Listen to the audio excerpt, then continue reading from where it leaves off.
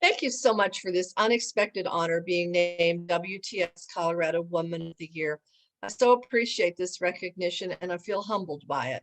I've had the privilege over many years to work with accomplished women in every aspect of transportation who have mentored, encouraged, and supported me. And I know no one reaches success by themselves. I share this award with them. I think back to those I've worked with, professional engineers, designers, environmentalists, planners, builders, public information officers, project managers, administrators, policymakers in diverse areas like state departments of transportation, regional transit authorities, consulting firms, construction companies, municipalities, and counties. They are women who run things, make things happen, keep things moving. Today, decades after I became involved by chance in the transportation industry, a field that had few women, I'm encouraged by the robust participation women have, the opportunities and acceptance that recognizes the important role and contribution we make to this vital segment of our economy and our communities. I appreciate all of you and the work you do. I really did fall into this transportation career path by chance when I ran for local office and was elected as a member of City Council in 1993. I was one of only two women in our 10-member council at the time.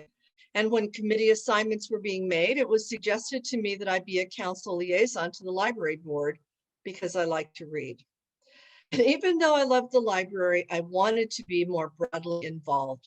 It soon became apparent to me that a great many of our city's policies, planning, funding decisions had a transportation component. Services to our community often revolved around connectivity to other communities, work locations, shopping, and events, around mobility options for seniors and students, and safety for all drivers, bikers, pedestrians. All transportation aspects of long-range planning and shorter range funding and implementation were part of transportation. I wanted to be involved with this transportation related world in front of me. And it was an eye-opener to me to recognize that transportation master planning at the local level and later at the regional level as part of the Denver Regional Council of Governments meant policy and funding decisions could help or hinder the economic vitality of a community or a region. It could determine the quality of life a community or a region could offer its citizens. Throughout my career in elected office, on council, and as the first and only woman mayor of Broomfield, I kept transportation in the forefront of any policy analysis. And all these years later, I'm still fully immersed in planning and policy for transportation solutions, now at a statewide level as the chair of the Colorado Transportation Commission. And now more than ever, we're still challenged by policy decisions made in light of inadequate funding. I've learned some lessons along the way. Collaboration is necessary, innovative funding is necessary, and solutions will take far longer to implement than you ever imagined. And let's talk about the 2020 COVID-19. It turned our world around. In my job, managing Smart Commute Metro North, a transportation management organization serving communities along North I-25, our mission has been improving air quality by reducing congestion, and always has been. And for years, we've promoted teleworking, staggered work hours, transit and carpooling options with little measurable success, and often met with a lot of reluctance. Yet due to COVID-19 restrictions, teleworking became an organic transition. Overnight, we were doing our jobs from home, connected by our computers, and it worked.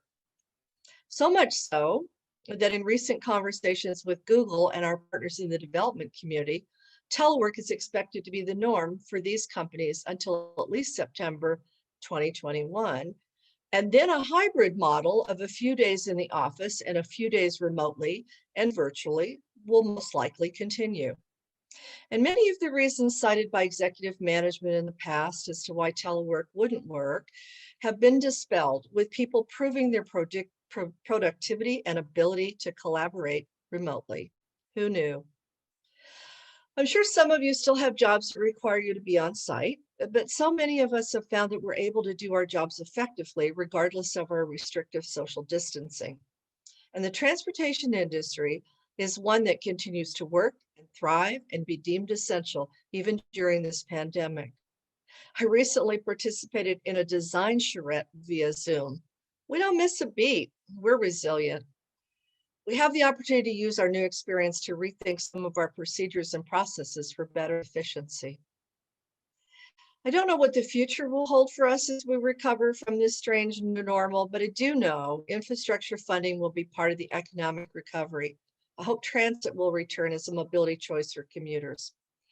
I know all of you women and men in transportation will have an important role to play. Thank you for asking me to be part of your program today, and thank you for this award.